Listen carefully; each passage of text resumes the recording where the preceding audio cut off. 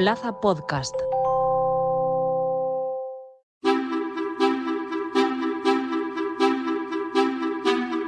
Con el paso de los años y la evolución de la sociedad tradicional a la moderna y actualmente a la digital, el individualismo ha ido en aumento. De hecho, es una de las tendencias cada vez más presentes en la sociedad actual. Pero, ¿sabemos realmente lo que significa el individualismo? ¿Es una virtud o un defecto?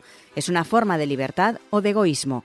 ¿Existe una relación directa entre salud mental e individualismo? Hoy, en Plaza al Día, ¿por qué somos más individualistas que nunca?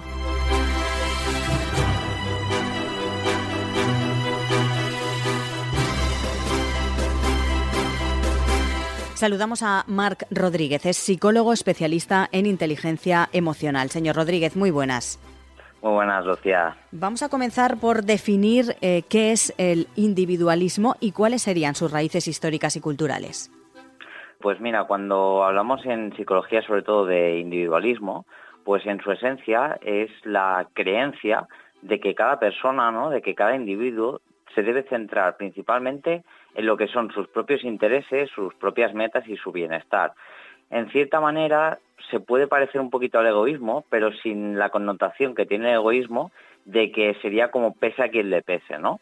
Cuando nos remontamos a sus raíces culturales y más a día de hoy, el individualismo parte de la base de esa comparación, ¿no?, de esa competitividad feroz que estamos experimentando a día de hoy, y al final ese temor a la vulnerabilidad y la presión de la sociedad moderna, pues nos hacen que este individualismo se haga florecer mucho más, porque es como que tenemos que estar constantemente demostrando por qué somos buenos y por qué somos válidos, ¿no? Por eso, en los últimos años, todo el tema del individualismo se ha acentuado muchísimo más.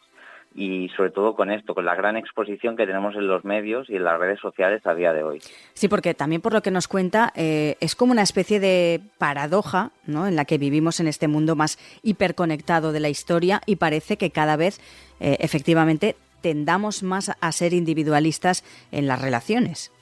Exacto, al final lo que hay que entender es que la conexión o lo que creemos que es una conexión en el entorno digital, por ejemplo, ¿no?, que estamos constantemente conectados con las redes sociales, con Zoom, siempre conectados con cualquier parte del mundo y con cualquier persona del mundo. Lo que debemos entender es que nuestra mente, nuestra evolución todavía no ha llegado al punto en el que se pueda comparar una conexión digital a una conexión real. Piensa que cuando tenemos una conexión real con una persona que tenemos delante, pues en nuestro cerebro se producen una serie de reacciones químicas que hacen que esa conexión sea mucho más beneficiosa para nuestra salud mental. El entorno digital todavía no ha llegado a generar algo parecido, por eso tenemos la sensación de que estamos conectados con todo el mundo, pero a la vez estamos más solos, porque nos pasamos el día hablando e interactuando con gente, pero no llegamos a tener la misma sensación, ni se produce lo mismo en nuestro cerebro que cuando tomamos un café o hablamos con una persona cara a cara. ¿Qué parte, por ejemplo, de la competitividad del mundo en el que vivimos nos empuja precisamente a ser más individualistas? ¿Y por qué nos pasa esto? Pues nos pasa esto sobre todo porque al final el ser humano vive mucho de la comparación, ¿no? Entonces constantemente, y sobre todo hago mucho hincapié en el tema de las redes sociales, vemos constantemente únicamente la parte bonita, ¿no? Entonces parece que yo no tengo esa vida tan ideal, o no gano ese dinero, o no tengo esas relaciones, o no hago tantos viajes. Entonces eso me hace sentir a mí que soy inferior, que mi autoestima se vea resentida porque estoy constantemente viendo que los demás tienen una vida que se acerca más al ideal, a lo que yo quiero, que no la mía. Y de esa comparación nace esa competitividad, ¿no?, de tengo que ser mejor, y muchas veces el tengo que ser mejor ya no es por una cuestión de cómo tú eres, sino por lo que tienes. Una sociedad que cada vez tiende más al materialismo, las personas caen en el error de creer que tener más y acumular más significa ser mejor, y no nos basamos en todo aquello que la ciencia y los estudios han demostrado que realmente nos hace felices.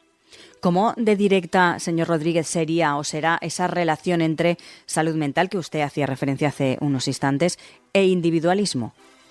Pues las relaciones no hay que tender tampoco a rechazar el individualismo. El individualismo es necesario y tenemos que tener nuestro propio espacio, pero sí que es cierto que cuando el individualismo pasa por no tolerar nada que yo considere que es agradable para mí, que pueda hacer que esa competitividad pase a ser la base de mi vida y que toda mi vida se base en quiero ser mejor que X persona o quiero conseguir más que otra persona o lo único que me importa es mi propio bienestar, es ahí cuando estamos yendo en contra de esa salud mental, porque precisamente a nivel evolutivo necesitamos esa conexión. Entonces el individualismo tiene que encontrar el equilibrio entre lo que comparto con los demás y a la vez tener ese espacio y ese tiempo para mí mismo, ¿no? Cosas como practicar la empatía, tener relaciones significativas, participar en actividades comunitarias a lo mejor. Todo esto nos potencia la salud mental y no es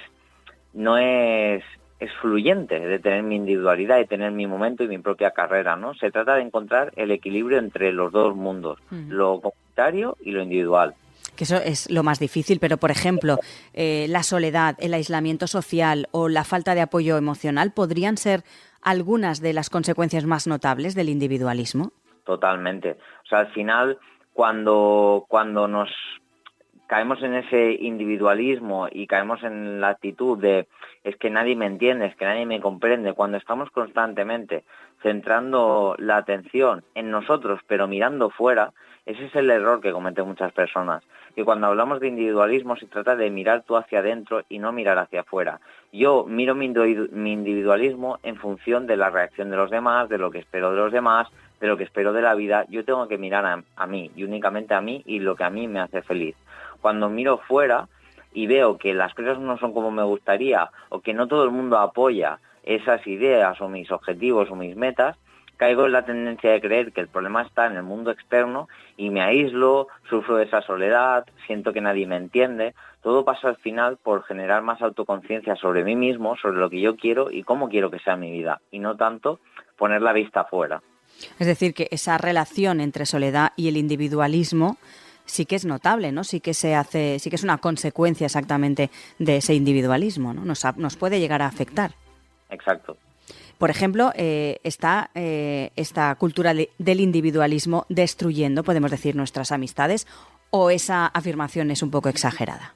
Bueno, en muchas ocasiones el individualismo no es que destruya las amistades como tal, sino que cuando uno hace un ejercicio saludable de pensar en uno mismo, es posible que muchas relaciones, muchas amistades se hayan mantenido en el tiempo por suplir esa necesidad de pertenencia que todos tenemos, por querer encajar en un grupo.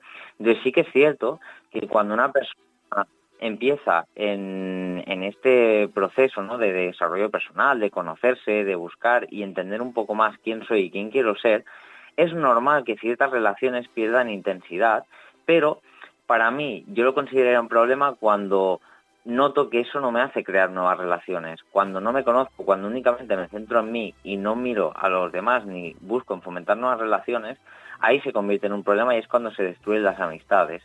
También hay que, el individualismo también pasa por respetar el individualismo de los demás.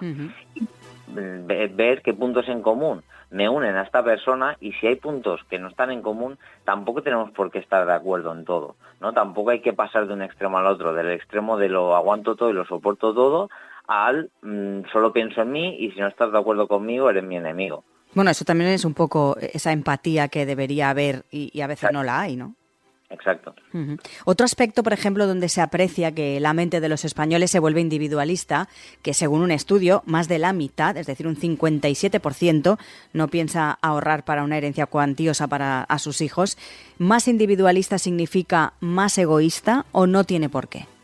No tiene por qué, pero sí que es cierto que hay una relación bastante cercana, ¿no? Yo creo que el egoísmo es el individualismo tóxico, ¿no?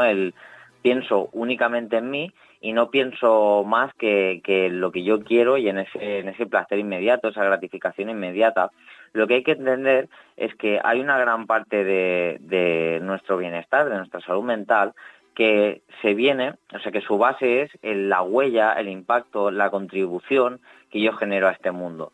Cuando yo pienso en el individualismo como algo que únicamente me va a beneficiar a mí, es cuando se vuelve en egoísmo.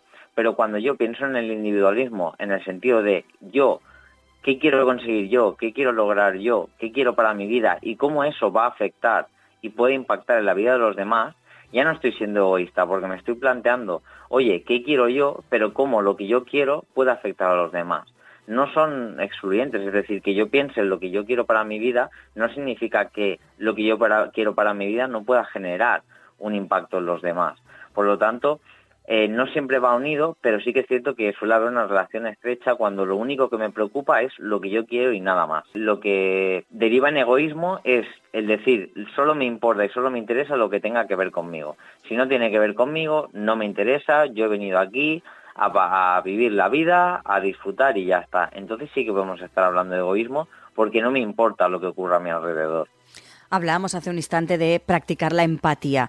¿Cómo se pueden superar las barreras del individualismo? Esta sería una manera, practicar la empatía, pero ¿de qué otras maneras?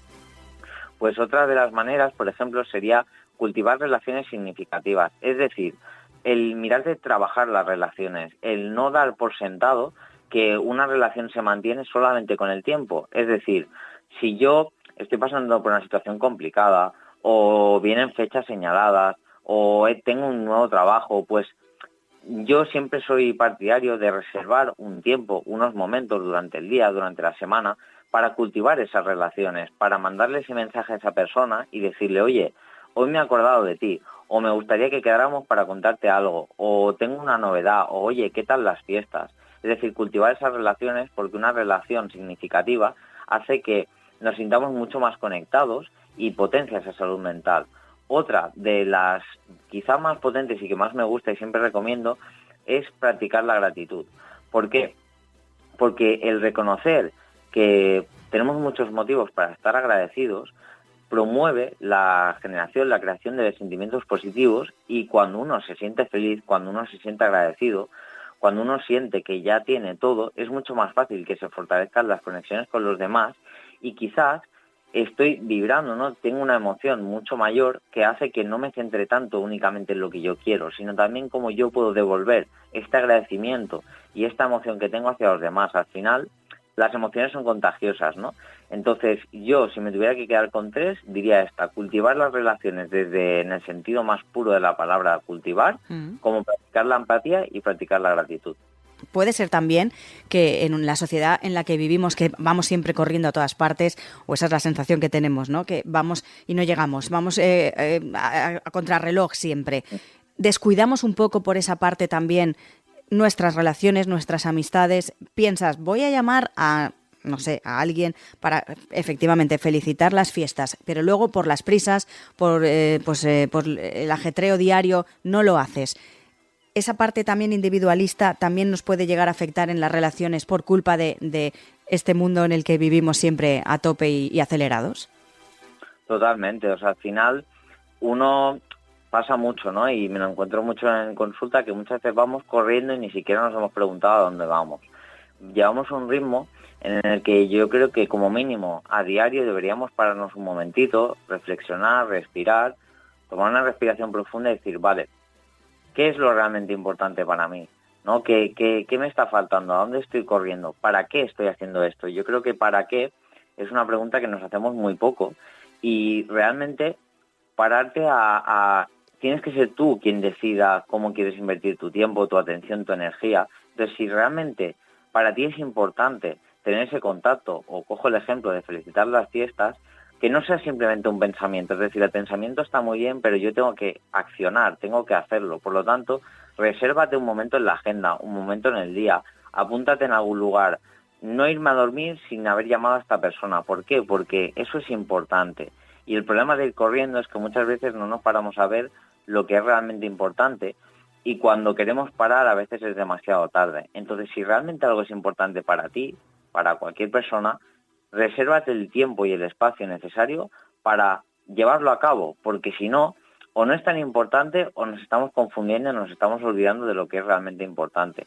Dedicar un tiempo y un espacio a estas cosas es realmente necesario y totalmente imprescindible para una buena salud mental. Si no, tarde o temprano nos acabará pasando factura. Y porque también es peligroso, no sé usted su opinión cuál es, pero parece como un efecto dominó. Es decir, si yo descuido un poco mis amistades también descuidan ese contacto conmigo. No sé si eso también ocurre.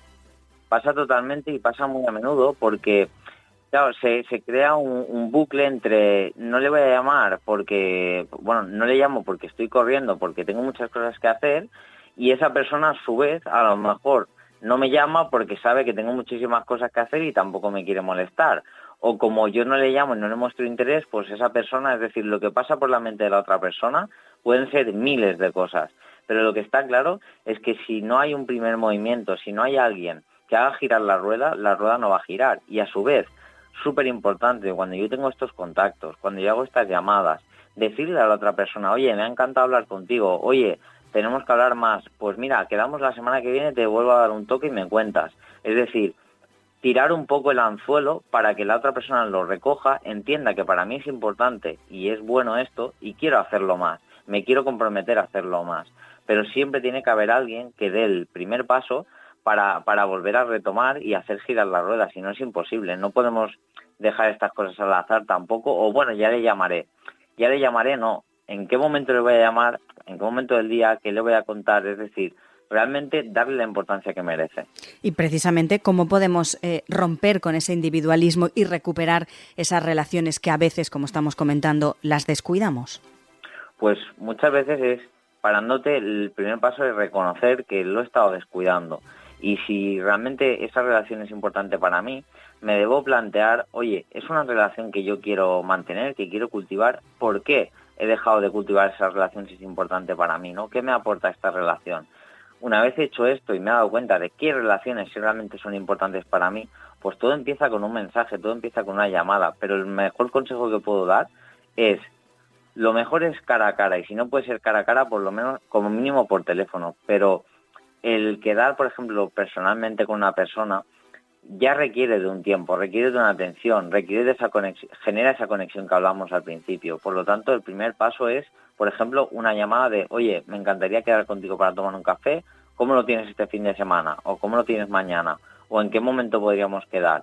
Es decir, simplemente esa llamada, no hace falta llamar y hacer la gran conversación, sino el primer anzuelo que decíamos antes, ¿no? Llamar para programar esa quedada y para decirle a esa persona, oye, estás en mi mente, estás presente en mi mente, quiero que nos veamos, quiero compartir cosas contigo, ¿cómo lo tienes, no? Respeto también tu espacio y sé que tienes muchas cosas, pero que sepas que yo quiero tener este contacto. Entonces ya la pelota cae en el tejado de la otra persona.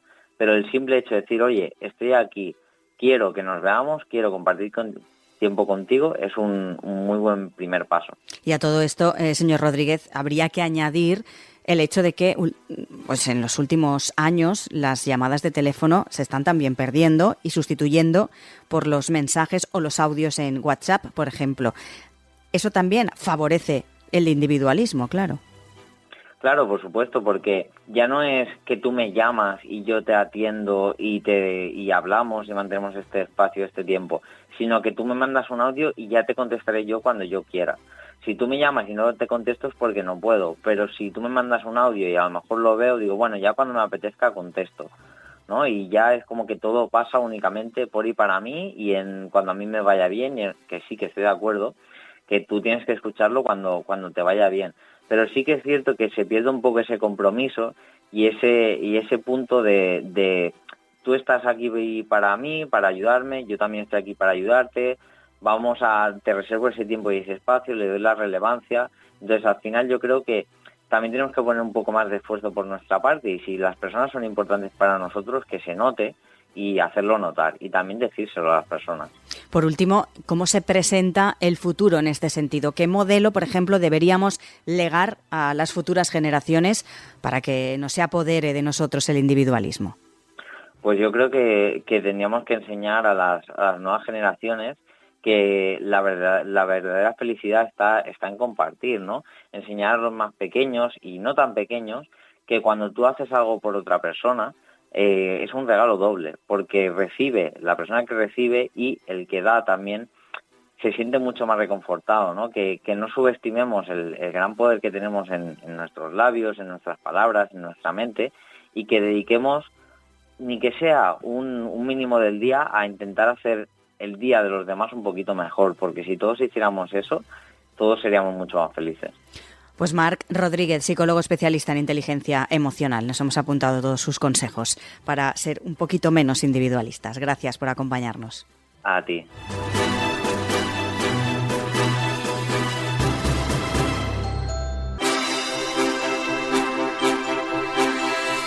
La falta de conexión con los demás puede tener un impacto negativo en la salud mental y emocional, lo que lleva a un aumento de la ansiedad, la depresión y la insatisfacción general con la vida.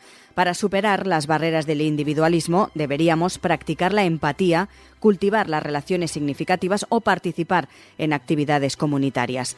Plaza al Día es el daily de todas las cabeceras del Grupo Plaza. Lo pueden escuchar en las principales plataformas de podcast, a las que también pueden suscribirse y enviarnos sus comentarios. Además, les animamos a entrar en plazaaldía.es. Allí también pueden encontrar todos nuestros contenidos y realizar cualquier suscripción.